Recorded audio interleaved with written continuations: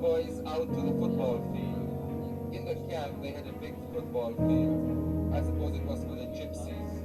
For who? For the gypsies who were in this camp before us.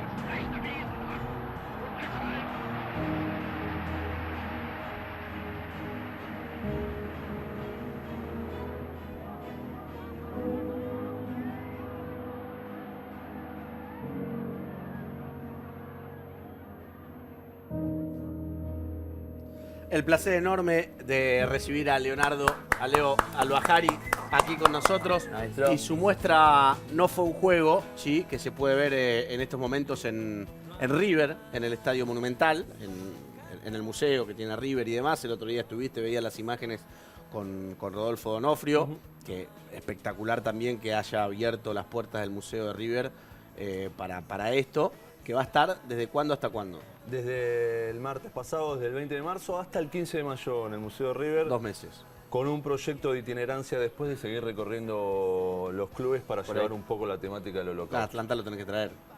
Ojalá nos Claro. inviten. Ojalá nos inviten y Está estaremos hecho, así. ahora después lo arreglamos. Contá que No Fue un Juego.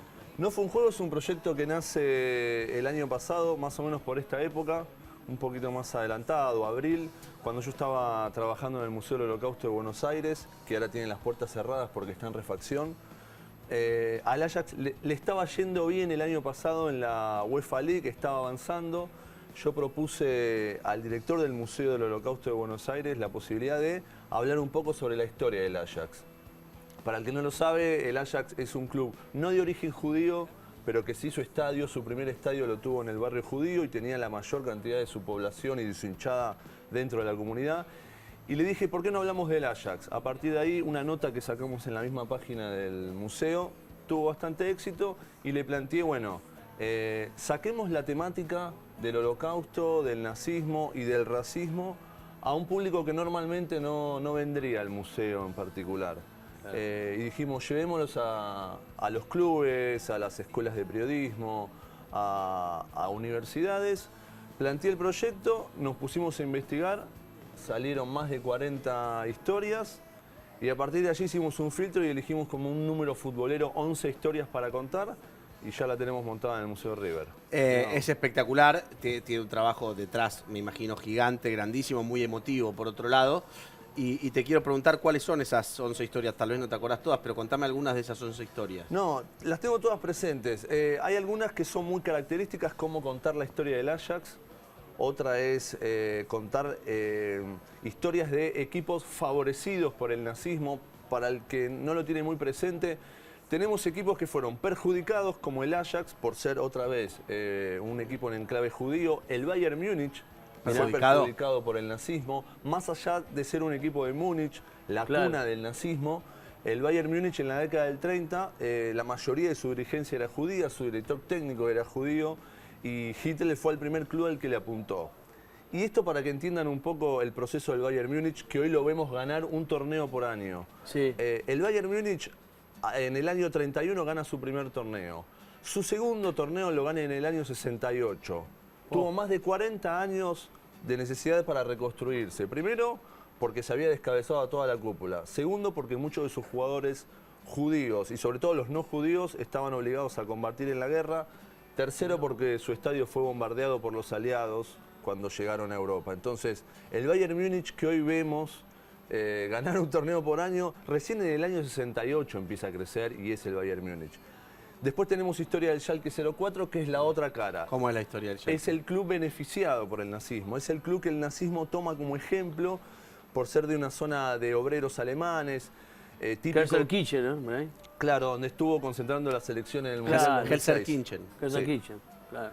Y el Schalke, bueno, fue beneficiado por el nazismo Que es durante... donde está, perdón, donde está Adidas. Claro. Donde hoy juega Franco Di Santo, el jugador argentino. Claro.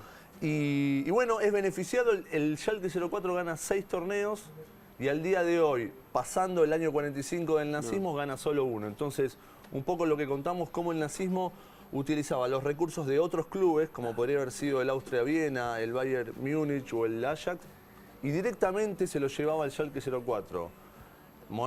Dinero, camisetas, trofeos, todo eso era robado de los clubes a los cuales los nazis los perseguían y los llevaban directamente al club alemán. Después tenemos historias de combatientes en la Guerra Civil Española que terminan en campos de concentración y que sobreviven gracias a su buen desempeño en el fútbol, como es la historia de Saturnino Navazo. ¿Cómo es? A ver, contala. Contala con detalle, son muy lindas historias para saber. Saturnino Navazo era un combatiente republicano en la Guerra Civil. Una vez que pierden los republicanos esa guerra, se tiene que exiliar a Francia. En Francia combate para la rebelión francesa cuando los nazis en el 40 invaden París y gran parte de Francia.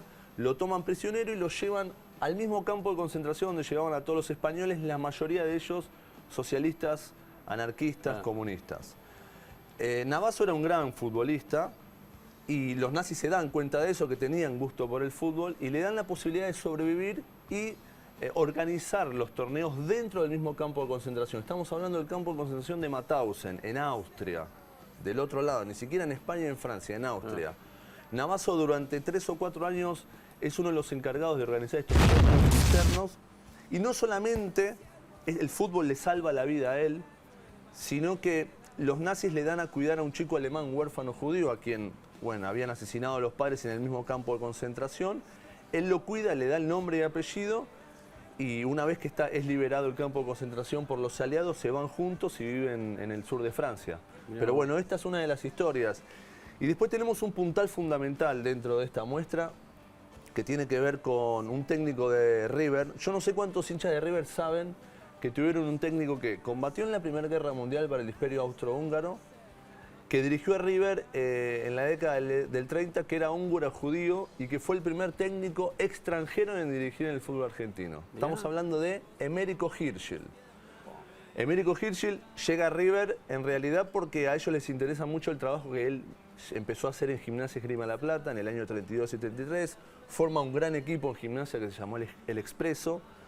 River compra el pase, también es un hecho inédito. Es Comprar el pase de un técnico. El pase del técnico. Emérico Hirschl fue el primero. Repito, nacido en Hungría, el judío. En River gana 4 torneos locales y 2 internacionales. Se lo candidatea para dirigir la selección argentina en el Mundial del 38, que si no se hubiese bajado ese Mundial, Argentina se baja por orgullo, porque la FIFA le da la organización del torneo a Francia en vez de dársela a Argentina. Era Sudamérica, Europa, Sudamérica, Europa. Claro. Había sido en el 34 Italia, le tocaba en el 38 Argentina, Brasil, no salía de ahí. La FIFA se lo da a Francia en el contexto aparte de los Juegos Olímpicos del 36, digamos, no se va de Europa. Argentina lo compite y Emérico Hirschl se queda sin la posibilidad de dirigir. Pero la historia particular de Emérico, que además de haber dirigido a River y haber hecho debutar a Pedernera y a José Manuel Moreno, en Uruguay dirige a Peñarol en el año 49 y en el 50. ¿Recordás esos años? ¿Te suena el año 50? Sí, ya sé. Él forma la base del Peñarol, Máspoli. bicampeón con Máspoli, Gigia, Schiaffino y el negro Obdulio Varela. Sí, señor. Esa base de Peñarol va a ser lo que después va a ser la base del Uruguay del 50. Pero la historia de Hirschl no termina acá. Nosotros descubrimos investigando que por su origen judío él, siempre intentó ayudar a la comunidad en aquella época. Y también para que sepas, el contexto en la Argentina era muy complicado el ingreso de judíos. El gobierno argentino lo tenía vedado. No podían ingresar los judíos. No, mucho antes. El gobierno de Ortiz y Castillo. Estamos hablando, no en el 50. No, estamos hablando del año 37-38. Pleno nazismo, todavía no había empezado la Segunda Guerra Mundial, pero el antisemitismo ya tenía por lo menos 6 años de transcurrido en Europa. Cuando los judíos empiezan a llegar, luego de las leyes de Nuremberg, donde se estatiza el racismo y se lo legaliza, los judíos no podían ingresar a Argentina, ya desde el año 38, porque no tenían documentos, porque no podían de alguna forma bajar. Él lo que hacía, utilizando su popularidad. Hirschel, un poco para que entiendan, era el Marcelo Gallardo de la década del 30 en Claro, River, ¿no? claro. Con menos medios y demás. Lo que hacía irse algunas tardes al puerto de Buenos Aires y de alguna forma, vamos a decirlo entre comillas, coimear portuarios, arreglar con ellos para cuando él sabía que Compatriota. llegaban barcos con judíos, la mayoría de ellos húngaros, ayudarlos a bajar de Me los estás barcos. cargando. No, eso es real. Mirá vos. Y les conseguía asilo. A ver, esto era una tarea secreta e ilegal. Claro. Hirschel podría haber ido preso por esta acción por parte del gobierno argentino. Por eso, se sabe tiempo después, la familia lo mantuvo en secreto, nos lo contó, nos dio la confianza. Se jugó el pellejo. Es un Schindler argentino, podríamos decirlo, más allá de haber nacido en Hungría. Entonces, la historia de Hirschel, que vuelvo a decir, es uno de los primeros técnicos del profesionalismo en River, testigo de la construcción del Monumental también él, tiene esta historia secreta, entonces nosotros la contamos también en la muestra. ¿Cómo es Hirschel? Emérico Hirschel. Hirschel. Hirschel. Emérico Emérico Bueno, Hirschel. acá Hirschel. había un Hirschel, pero no nada que ver. No, ese Hirschel, ¿qué tiene que Hirschel, ver, claro. boludo? No, Hirschel. Para googlearlo después, Emérico Hirschel, Sí. vas a El pifiar nom- 1000 veces hasta que lo Sí, encontrás. el Sí. nombre real en realidad es Imre en Hungría, pero él se puso el nombre acá, lo tradujo a Emérico. Y cómo todo esto, que es una historia muy rica, muy interesante, cómo se traslada a una muestra, porque no es un libro, es una muestra, digamos. No, justamente, a ver, nosotros lo que queríamos captar con esto, y que mucha gente me ha preguntado, ¿por qué no un libro? ¿Por qué no una web o Claro. una app con historias? A ver, nosotros lo que intentamos es llevar la temática del Holocausto a un público futbolero. A partir de ahí planteamos, bueno, necesitamos buenas fotos que impacten, buenas historias, y ahí surgió la idea de hacerlo museo. Porque me parece que está en ese contacto visual que uno puede tener Claro, con cada una de las está fotos bueno. que nosotros mostramos en la muestra que pueden llegar a impactar. Entonces, llevarlo a la muestra, llevar la muestra a River nos da la posibilidad de localizar un público que va por otro motivo, Claro, por ejemplo, claro. a conocer la historia de River y de repente se encuentra con todo esto. Y como yo siempre digo, a mis 13, 14 años recuerdo, alguien me aconsejó leer el diario de Ana Frank. Como sé que muchos seguramente lo han leído. A mí el diario de Ana Frank me marcó muchísimo para el resto de mi vida seguir leyendo sobre la temática e informarme. Nosotros a partir de esto nos planteamos que un chico que pueda ver la historia del Bayern Múnich, que conté recién, Qué la de loco, Emérico ¿no? Hirschel o la del Schalke 04, vuelva a su casa, juega a la Play o mire un partido del Bayern y ya lo vea con otros ojos. Y ya con eso nosotros tenemos un objetivo cumplido. Tenemos que hacer la pausa, pero lo último te pregunto, después seguimos igual. Cuando fuiste a la presentación del museo, que estaba Donofrio y la dirigencia de River, ¿les contaste, ¿lo conocían la historia de Emérico Hirschel o la conocían por vos? Conocían la historia profesional de Emérico Hirschel, no la historia secreta. ¿Se De las hecho, contaste? Sí, por supuesto, y les presenté a la hija, que es bastante joven en comparación. Emérico nació en el 1900, hoy tendría 118 años, murió en el año 73, se los presenté y se quedaron maravillados. Digamos, ya la historia, cuando yo les cuento lo que había pasado, el director del museo, que es Rodrigo Dascal, nos dio la posibilidad de seguir explorando y nos dio sus datos más profesionales, nos mostró el contrato que tenía Emérico Hirschel en River. Estoy hablando de, en pesos de aquel momento se hablaba de 5.000 a 10.000 pesos, que vaya a saber qué número Qué era, poder pero que adquisitivo. bueno. ¿Y la hija por qué dijiste joven? ¿Qué edad tiene la hija? No, la hija 90 tiene, años, no, menos. La hija tiene no más de 60, porque Mirá. la tuvo de grande. ¿No, más de 60? Sí, la tuvo a los 50 y pico de años de Era medio Emérico. Chaplin, Hirschel. En realidad es su segunda familia, porque también hay que contar esto, que es una realidad que le ha pasado a muchos sobrevivientes del Holocausto, más allá que Hirschel solamente vino antes del surgimiento del nazismo, pero a él le quedó mucha familia en Hungría. Mirá. Esposa y primer hijo, que no pudo salvar, digamos. Claro. Vamos a decirlo también así, esta es la otra historia. Parte de la familia de Emérico ¿Y él murió por en qué campo de vino? concentración. Él viene por una casi casualidad, como muchos europeos, húngaros y austríacos, que ya veían un creciente antisemitismo en Europa y que eran gustosos del buen fútbol, empieza a recorrer Sudamérica y dirige a lo que hoy es el Palmeiras en el año 30. Mirá vos. Ahí se conoce con los dirigentes de Gimnasia y Grima de la Plata y lo traen a Buenos Aires.